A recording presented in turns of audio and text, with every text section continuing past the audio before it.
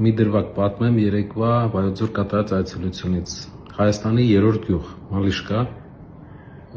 մարդիկ եկել էին ջերմընդունելություն, ու մենք ոնց որ միշտ հարցեր ենք տալիս ու հարցնում ենք, թե ոնց եք ապրում, ոնց է ընդհանրապես ձեր կյանքը գնում։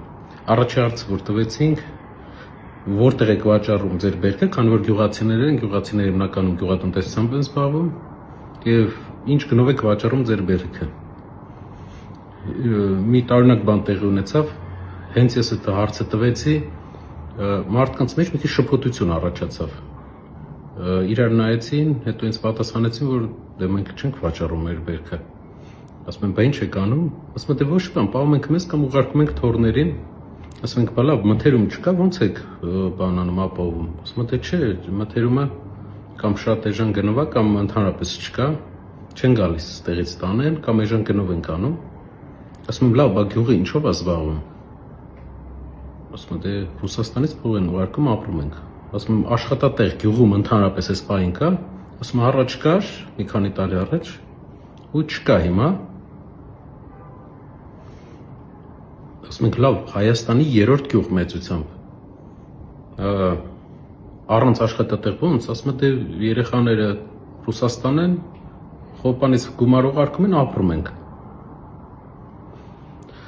Ճնշված այդտեղից դուրս եկանք, մարդիկ էլ ամենաճնշողը իհարկե շփոթություն էր մարդկանց, երբ մենք հարցրեցինք ուր եք վաճառում, ասենց զարմացան, ոնց որ նորություն լսեին։ Գնացինք մյուս գյուղերը տարածաշրջանի։ Ամեն նույն պատկերը։ Վայոց ձորը Հայաստանի ամենապոտենցիալով մարզերից մեկը,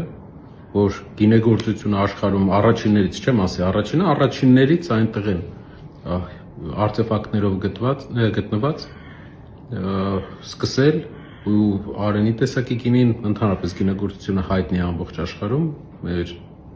բայց տուրիզմը ամենագեղեցիկ ռեգիոններից է, Հայաստանի ամենատարբերվող ռեգիոններից է իր այդ ժառային ձևը Վայոց ձորի։ Ու մարդիկ ոչ մի բանով չեն զբաղվում, ոչ մի բանով, երրորդ գյուղը Հայաստանի։ Իսկ հիմա զուգահեռ իրականությունից Հայաստանի կառավարությունը մի 20 միլիոն եվրո ոնց որ ծախսել էր Անգլիայում, Լոնդոնում հայկական դեսպանատուն ունենալու համար։ Պատկերացնում եք, Հայաստանի երրորդ գյուղում ոչ մի բան չկա անելու, ոչ մի բան չկար անելու այնտեղ։ Բայց մարդիկ Լոնդոնում 20 միլիոն, 15 միլիոն գումար են ծախսում դեսպանատուն ունենալու համար։ Եվ հարցնում ես իշխանություններին, ասում ես լավ, գյուղերը չեն ապրում, մարդիկ ոնց որ չկա բնական տնտեսություն չկա, այդ մարդիկ տունը գումար չեն տալու, լուծում առաջարկում ենք մեր լուծումները։ Գիտեք ինչ են պատասխանում։ Ոչ մի բան։ Պատասխանում են Սերժ Սարգսյան, Ռոբերտ Քոչարյան։ Ասում ես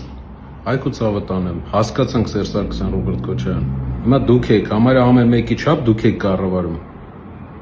Այս գյուղերում ապրոստ չկա, ինչ եք անում դրա համար։ Սերժ Սարգսյան, Ռոբերտ Քոչարյան։ Քաղաքներում գործ չկա, Սերժ Սարգսյան, Ռոբերտ Քոչարյան, նախկինները բան։ Դու նույն չափ կառավարել ես, ինչ որ իրանք են կառավարել։ Դու ես հիմա կառավարում։ Լավ, քայլ կա անելու, թե երկու անուն ես ամբողջ կյանքդ տալիս։ Ինչքան ինձ հիշում եմ, Սերժ Սարգսյան, Ռոբերտ Քոչարյան։ Հասկացանք, առաջարկներ արեք, մարդկանց կյանքը սիրուն ասֆալտով էլ մտանք այդ գյուղ։ Լավ ասֆալտ էր, մտանք գյուղ, մարդիկ ոչ մի բան չէին անում։ 8 տարի էլ կառավարում է այս իշխանությունը, արդեն համերը։ Հետ գալուց էլ, չնայած մարդիկ են շատ են եկել ու մեզ աջակցողներ ուրախացել էինք, որ դրական էմոցիա ենք ստանում, բայց հիշում եմ հետ գալուց ավտոբուսի մեջ sense լռություն էր ու մարդիկ մռայլություն էր շատ մեր բանը, որ այն ինչ տեսանք մի քիչ հուսահատություն էր մտցրել մեր մեջ, ավելի լավ էինք պատկերացնում։ Ու ավտոբուսի մեջ մեկը կարդաց, որ եւս մի հոգեվորական է իշխանությունը ձերբակալել։ Երկու տարբեր պիեսներ են, երկու տարբեր իրականություն։